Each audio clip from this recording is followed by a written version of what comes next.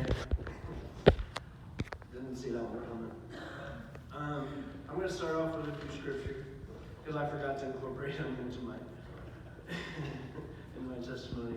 First one's going to be Philippians 4:6. It says, "Don't worry about anything. Instead, pray about everything. Tell God what you need and thank Him for all He has done. Then you'll experience God's peace, which exceeds anything we can understand. His peace will guard your hearts and minds as you live in Christ Jesus." And then I'm going to tell you my favorite scripture. There's at least 4 of us that will get this. It's a week 11 memory verse. 2 Timothy 1:7. "For God has not given us a spirit of fear, but of power and of love and of a sound mind." That's my favorite verse. Now I'll start. Hello, my name is Graham Rowe, and I'm a child of God who's in recovery from drug addiction. I'm currently struggling with pride and reacclimating after being away for 3 months. I guess I'm going to start from the beginning. I was born July 2nd, 1980, to some young but awesome parents. I will cry too, just so you guys know. I guarantee that happens. Luckily, they were soon divorced, and I received my first blessing from God, my stepdad. Started early. I had what you would call a picture-perfect upbringing. My mom and dad, well, stepdad, I'll call him that just for today's sake. The fact is, I had 2 dads. Anyways, my mom and stepdad had my little sister, my little brother. I was blessed to grow up with them as well.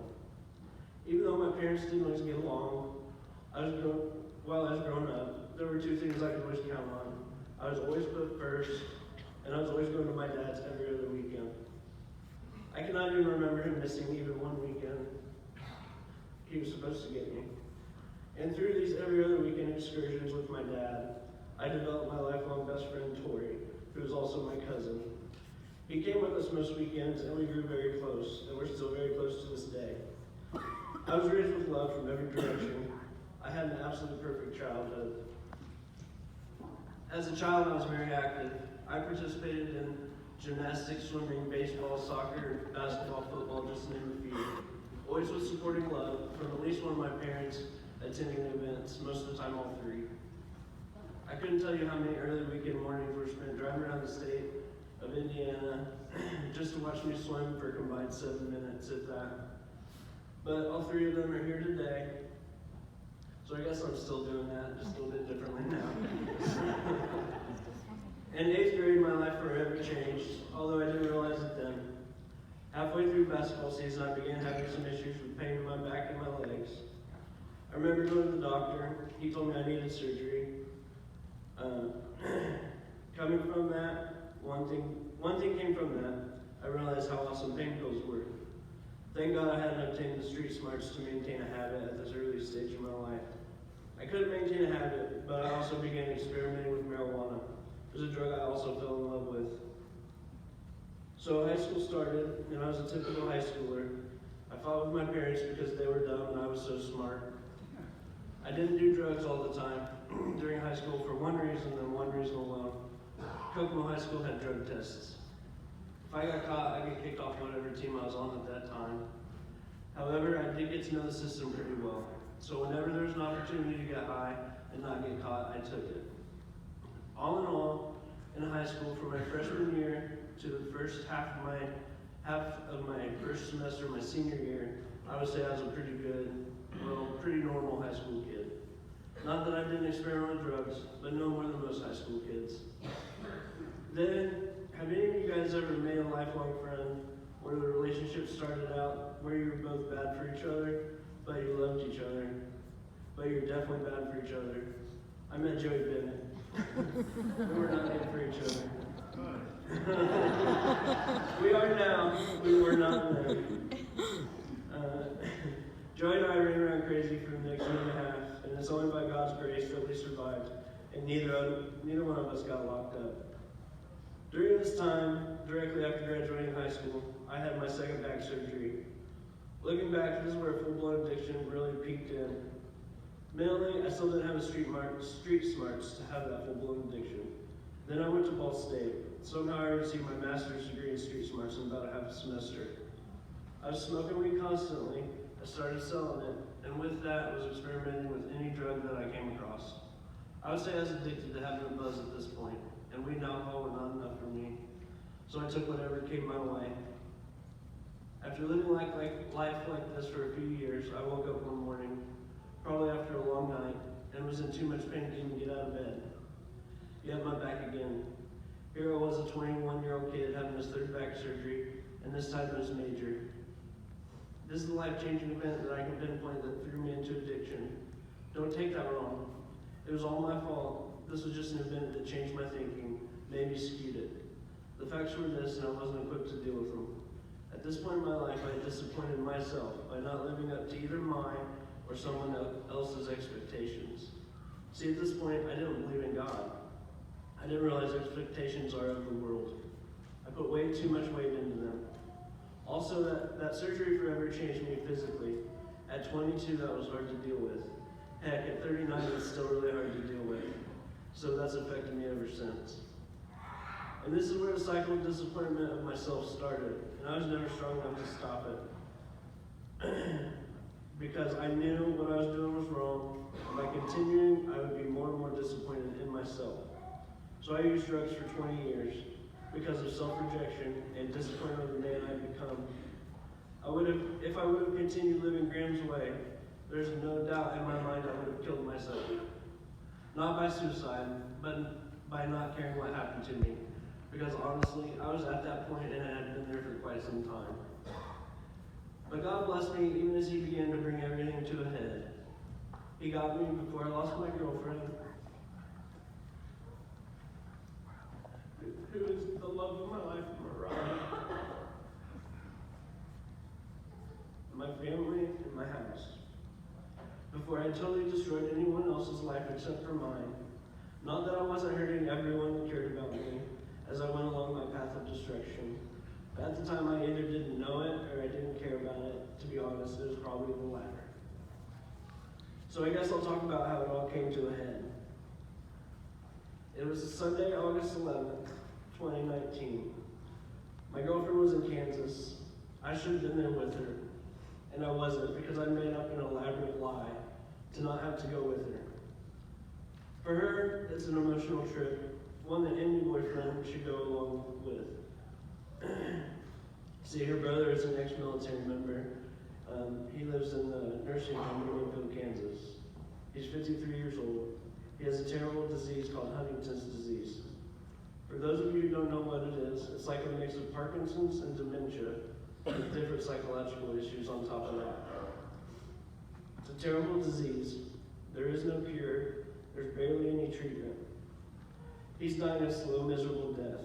And my girlfriend, my rock, whom I should be there to support, is there all by herself.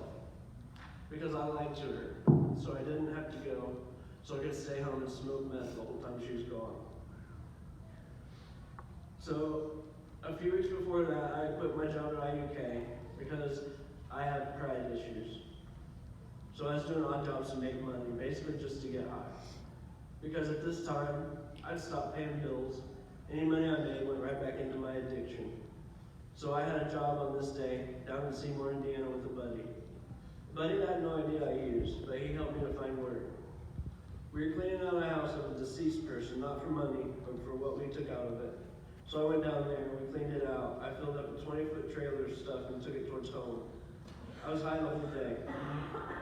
Or really the whole month. We stopped in Edinburgh to eat. I ate. I went in the bathroom and did a line. I left. I headed out towards my buddies to smoke some pot. Smoked some pot. I ate a few edibles. Then I headed home. By this point, it was starting to get dark, and I realized the lights on my trailer were not working. So instead of pulling over, I just decided to go for it. About 20 miles along, I got pulled over by probably the coolest cop ever. He tried to tell me how to fix my trailer lights. It was awesome, and then he went on his way. Being pulled over while super geeked out on meth apparently threw me into a manic state. After the cop had left, So I drove my other buddy home to his mom's in Kokomo, dropped him off, then told him I was headed towards my house. He asked me to park my truck and trailer because he could see I was agitated. he thought it was just the pot. See, no one close to me knew the extent of my drug use. They knew something was going on, but did not know what the drug was or the severity of it. So I told him I was fine and headed home. And that's my last clearish memory. I started calling my girlfriend and talking a bunch of gibberish. Then, if it wasn't enough, I started calling my mom.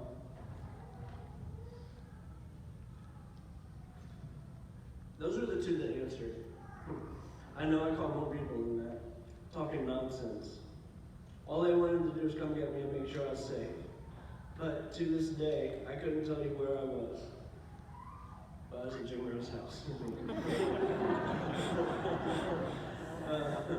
So obviously I couldn't tell them where I was. I do know I was out east of Kokomo, and by this time I left my truck running in the middle of the road and was walking around lost, calling people and talking nonsense. I was out of my head high. During one of these phone calls, my mom made me mad, so I threw my $1,000 iPhone and walked away from it. I kept walking back to this running truck in the middle of the road, thinking to myself, who would leave their truck running in the middle of the road, only to discover it was me? I know that God placed me here. I know that this night was all God. I didn't know it then, but I do now. You see, I saw a house as I was out walking in the countryside east of Kokomo. And before I knew it, I was throwing rocks at the windows to get these people's attention. And over, I kept saying to myself, I'm going here to get help. I'm going here to get help. I believe that even a feeling of calmness came over me as I was standing in the front yard of this house that I had never been to in my life. And then that front door swung open, and I was looking down the barrel of a shotgun, and we were yelling back and forth at one another, and that piece left quickly. This man had every right to blow my brains out right then and there. But by the grace of God, he did not pull that trigger. It seemed like less than a minute, but I don't know. They realized that they knew my mom and dad, although that didn't cause him to put the shotgun away. You see, God led me to a safe place.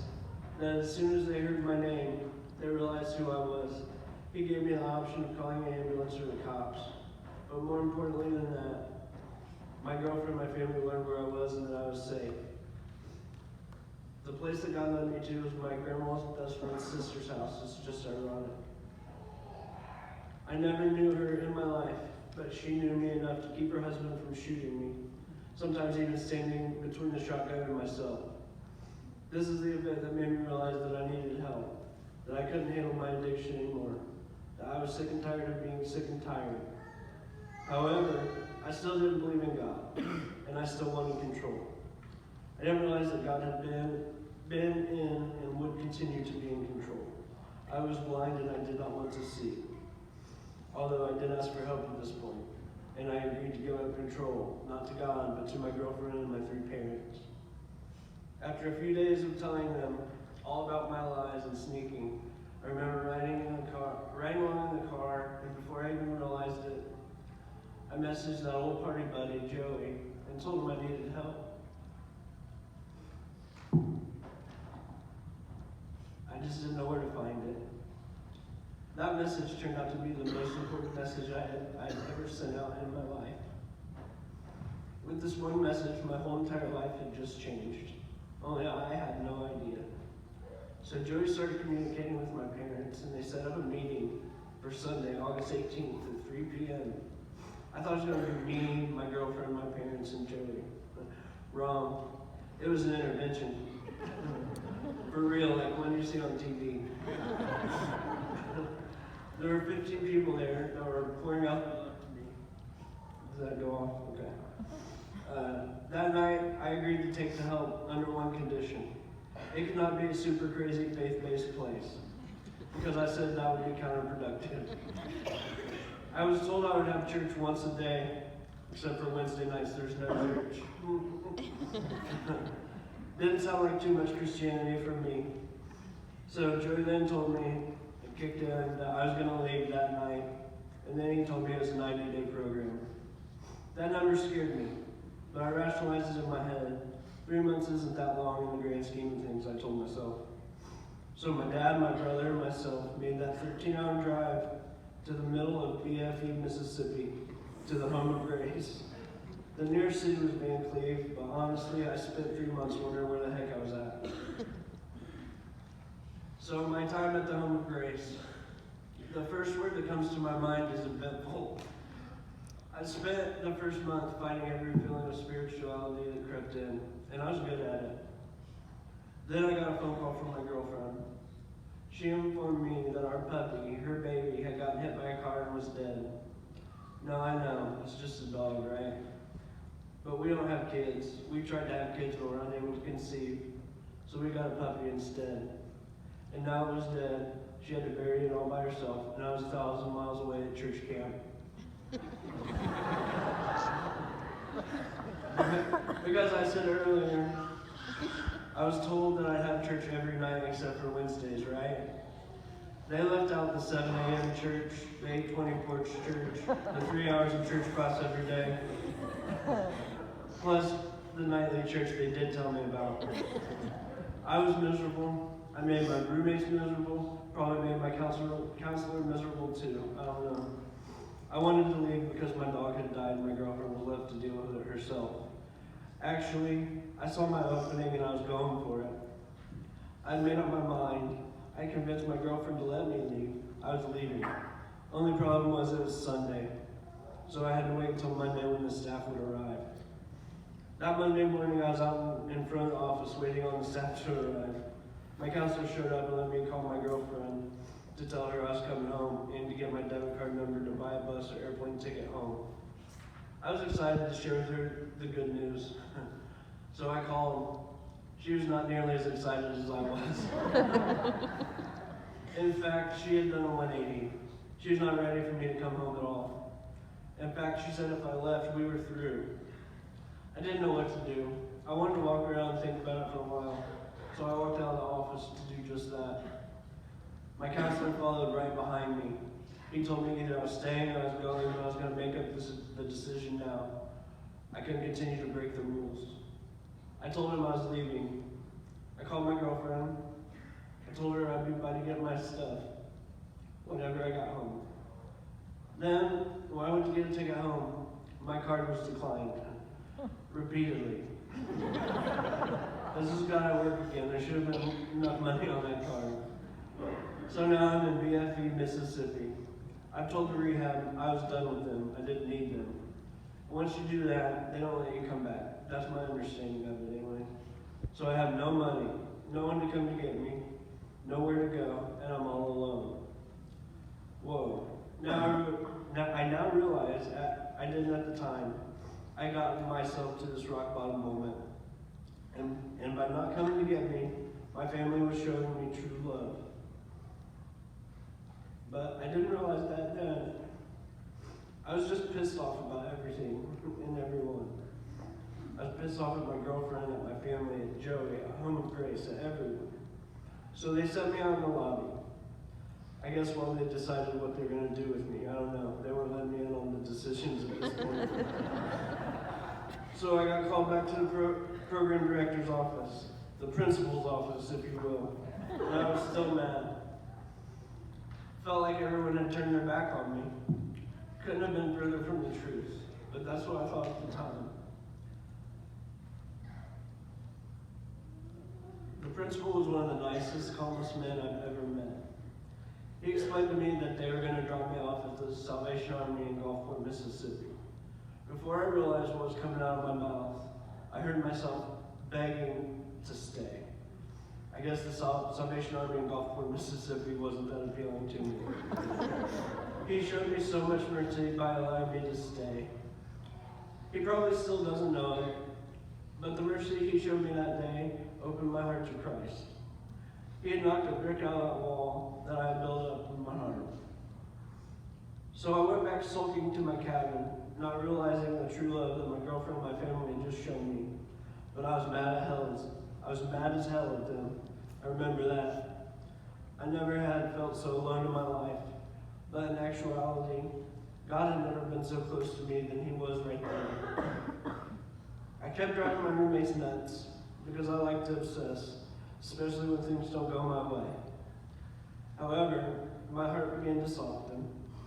I started having thoughts like, what if I have this all wrong? And could there actually be something bigger than myself? So I did something crazy. I opened up the Bible and I started reading the epistles. Matthew, Mark, Luke, and John. So fast forward a week from the day I tried to leave Home of Grace. Still don't believe in God. Still fighting it. Although I started to question myself, and bricks have been being knocked down my wall, although at a slow pace. However, my life had forever changed that Saturday, and I was about to find that out.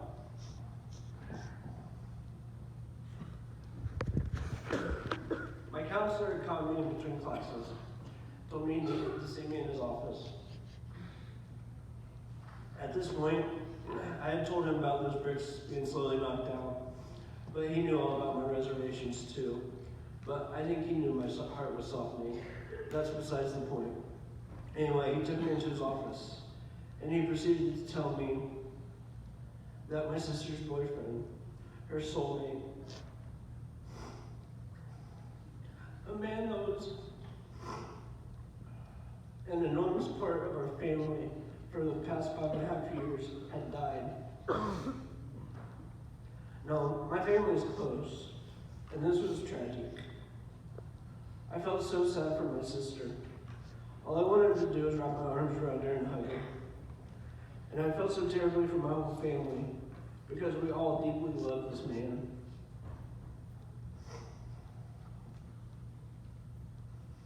Our whole family dynamic had changed in a blink of an eye.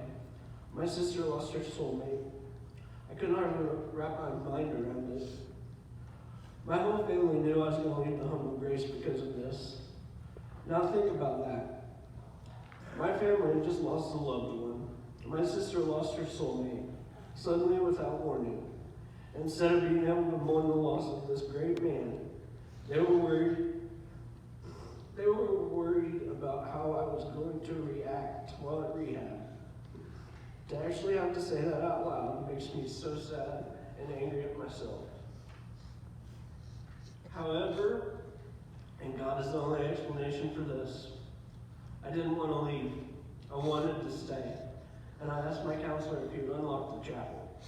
He did. Now remember, when I walked into the chapel, I didn't believe in God. I wasn't even sure what I was doing there, really. Then I found myself at the foot of the cross, on my knees, crying and praying, crying and praying. This went on for at least an hour. Even after this, my thoughts on God hadn't really changed. Then I walked out of the chapel. When those doors swung open and I stepped foot outside of that building, everything was different. The grass was greener than I'd ever seen it. The birds chirped louder than I'd ever heard them. The sun was brighter than it had ever been. And a feeling of peace came over me like I had never felt before. God was real. God was powerful. God was supernatural. God had been with me my whole entire life. I was just blind to it. God found me then and there, and my heart and my life were transformed. I felt God. And that's what I say to people who ask me what changed to make me a believer. Because I was a lot like Saul. I persecuted the crazy Christians. Maybe not to the extent of Saul, but they were all crazy. And if you're going to talk to me about it, you're going to get an earful from me. But now, I believe in God because I felt Him. Not only have I felt Him, I feel Him now. I now feel Him all the time, and that is why I'm a believer. After this day, I had a whole new addiction. It was getting into the Word. Over a 7-week period, I read the whole entire Bible. I couldn't put it down. This is way better than meth, by the way. I knew God was real. God was powerful. God had to be number one in my life going forward. Rehab was so much easier after this day. Even though I missed my girlfriend and my family like crazy, I was now thirsty for all the knowledge of God and Jesus I could get from the Home of Grace. The Home of Grace is an amazing place, by the way. So if you're struggling with addiction tonight, not just drugs, any kind of addiction, and you truly want life-changing help, please, please, please reach out to myself or the Valley of Grace. We want you to break the chains, and we want to help you do it. What has God done for me since then? What hasn't God done for me, really? The first and most amazing thing to me is that he opened the hearts of my whole family. And all of their relationships with God have grown more than I ever could imagine. He's restored every relationship that I'd hurt during my addiction. And I mean to levels where my relationships are better now than they've ever been in most cases. God has blessed me with a fantastic job since I got back. This is how awesome he is to me. When I got back from Home Grace, I had a message in my messenger asking if I was looking for a job. I responded to that message and boom, without putting out one resume or filling out one application, I was blessed with a job that is Monday through Thursday, same hours as my girlfriend, full benefits, 216 hours of PTO time, retirement plan, doing something that I enjoy. God is so amazing. And just last week, God led me to be able to try and help someone. Well, help someone. Someone just like me. Someone that was broken and tired. Someone that wanted to change but didn't know how to do it. Someone that I began praying for in a way that would ask for help from the time I first realized God was real.